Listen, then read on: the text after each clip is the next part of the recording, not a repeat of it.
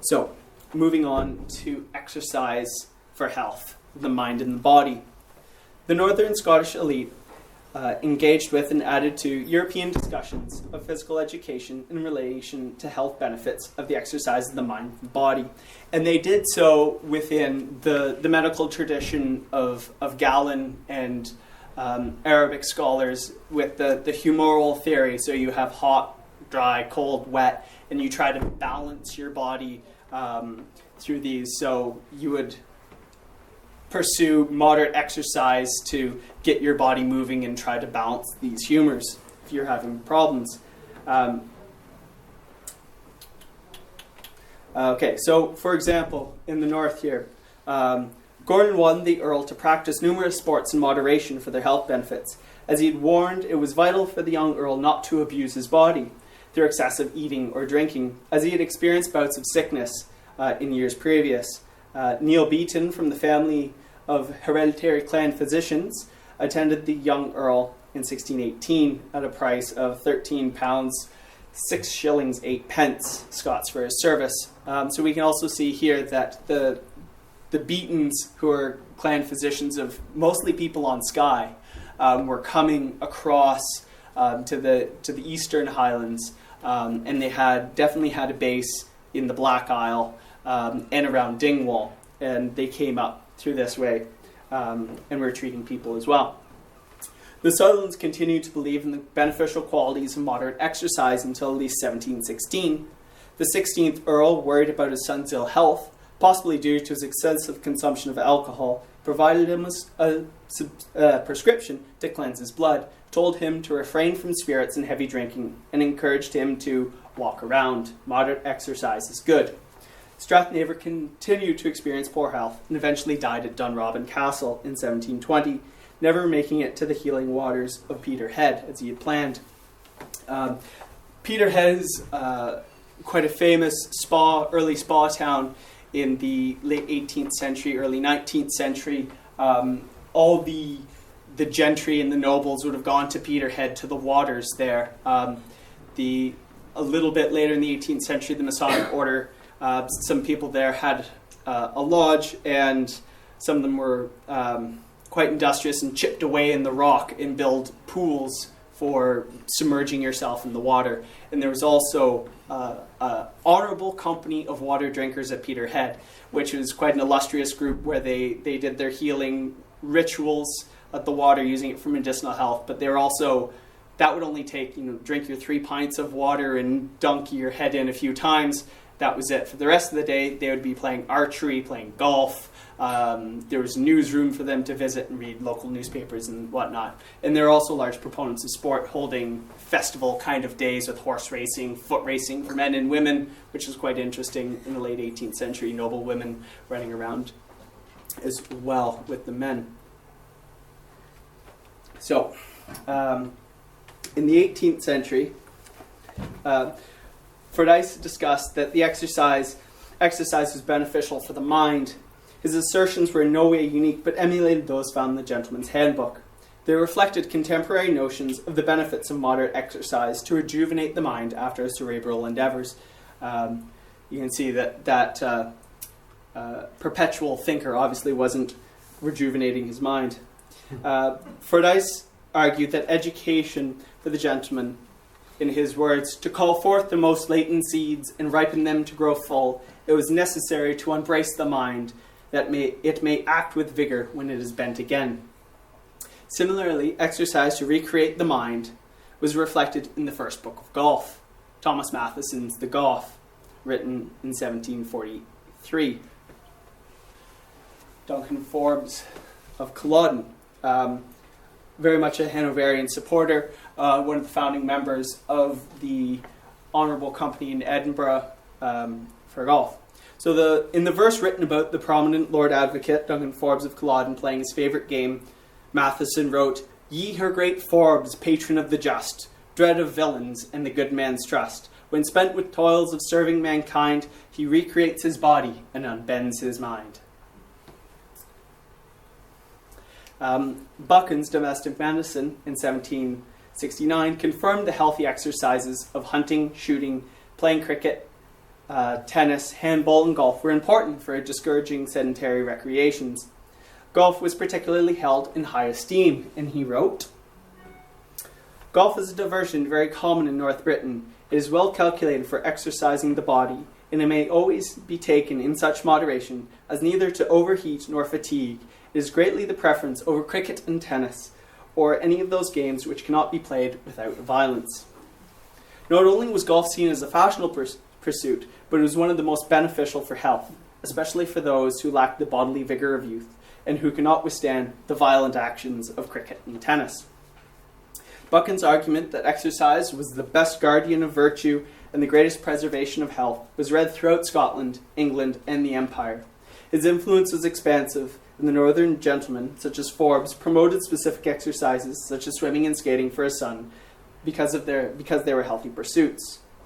Indeed, George Chapman's massively successful treatise on education, which went through 5 editions between 1773 and 1792, was a plan for education used at newly founded academies, such as in his home county of Banff.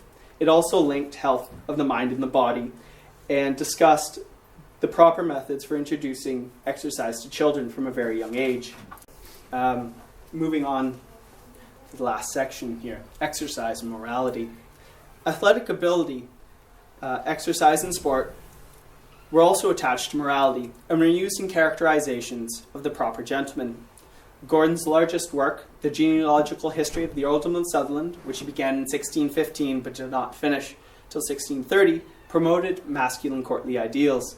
He reflected on his brother, the deceased Earl of Sutherland, and their deceased cousin, Ludovic Stuart, the Duke of Lennox and Richmond, a renowned courtier and relative to the king. Gordon presented both men favourably, epitomizing the qualities of the complete gentleman, as they were to serve as the role models for the young Earl and for the House of Sutherland for generations. Accordingly, they were loved by their equals and by their people. They were sober and well-disposed, and were intellectually insightful and proficient in all the manliest of exercises. The battle against idleness continued throughout the period.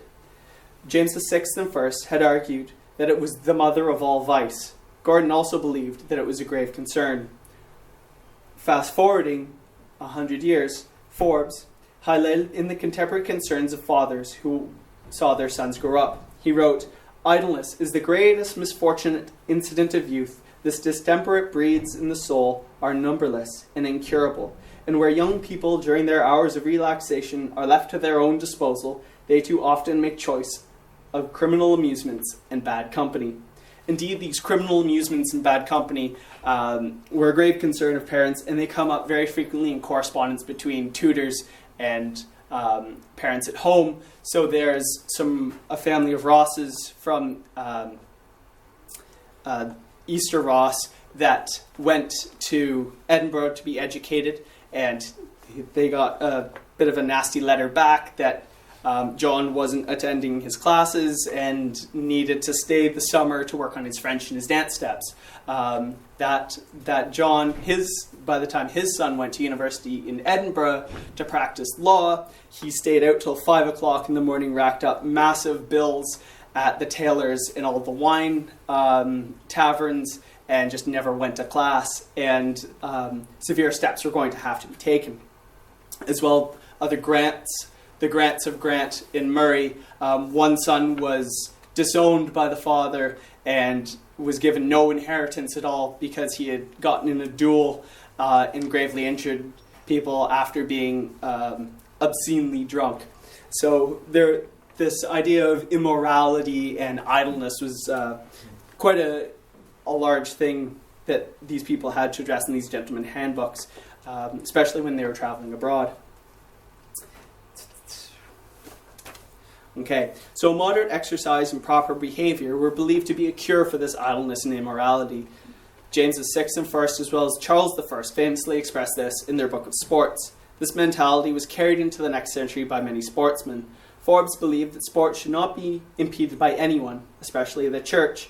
He argued for the importance of exercise in society when he wrote to his sons, "It is indeed a grievous error to imagine that religious devotion that enjoins a total contentment for all the pleasures and amusements of human society, and that they who look with a severe judgmental eye on all recreations by which the cares of men are relieved and the union of society cemented are not aware of the grave injury that they do. This passage embodies the tolerant, rational, and disciplined enlightened Scottish society, where moderate participation in rational enjoyments were important characteristics. Moreover, it stressed the profound significance of sport, and indeed other recreations. They were not just to relieve stressed minds and build healthy bodies, but they would serve as a cohesive bond for society. Forbes personified this belief with the sociability of sport as demonstrated in his involvement with it. He believed very strongly in this philosophy and equated it to the nature of man. The mind of man is so formed by nature that it cannot always apply with vigor to either business or study. Relaxation is therefore absolutely necessary. So, some conclusions here. The education of the Scottish courtier and gentleman was complex and required substantial monetary investment from parents and the keen eye and diligence of personal tutors. To be successfully and properly educated and to become the complete gentleman, it was believed that a program that promoted moderate participation in appropriate exercise and sport, diligence in the classroom, and moral and religious conduct was absolutely necessary. If successfully completed, this form of education was the gateway into civilized society in the 17th century and polite and enlightened society in the 18th.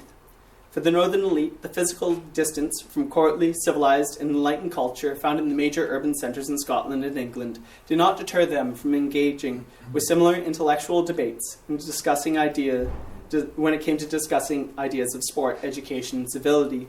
And indeed, the regional distinctiveness of northern Scotland, with its mixture of Highland and Lowland language and culture in the 17th century, influenced, to a degree, how physical education was conceptualized. Sport, if properly promoted, was believed to facilitate civility among the common people, which is vital to their incorporation into civil society. While courtly authorities did not deem the northeast of Scotland to be totally barbaric, like they did the Western Isles, it was still important that the elites attempted to bring their lands, and indeed themselves, into this civility to ensure prosperity and royal favour. The Hanoverian Jacobite tensions in the 18th century in northern Scotland added to the characteristics of this region. Although the final Jacobite battle was fought at Culloden, there was no regional conformity to either Jacobitism or the government, either to Jacobitism or the government causes, and the evocative language of civility and barbarity remained used to delineate the supporters of the opposing factions until the fear of incursions subsided. The political and religious, as well as geographic characteristics of northern Scotland, influenced how sport, education, and civility were conceived.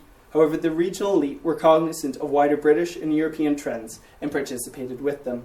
By examining gentlemen's handbooks and the personal correspondence, read and written by the northern elite, it is possible to observe how regional distinctiveness was added to the plans for future generations. Education served an important purpose, and when joined with appropriate exercise, it produced useful members of society, both for the elite and the ordinary people. The recreations and exercises promoted during the 17th and 18th centuries gradually changed with technological advances and the changing attitudes of what was deemed appropriate. However, there were core exercises that were essential for the gentleman, such as archery, dancing, fencing, golf, hunting, and riding. These exercises were also supported because they were believed to assist in the development of healthy bodies, instill healthy habits, and were arguably a cure for idleness and immorality, and were a signifier of the quality, training, and sociability of a refined gentleman. Thank you very much.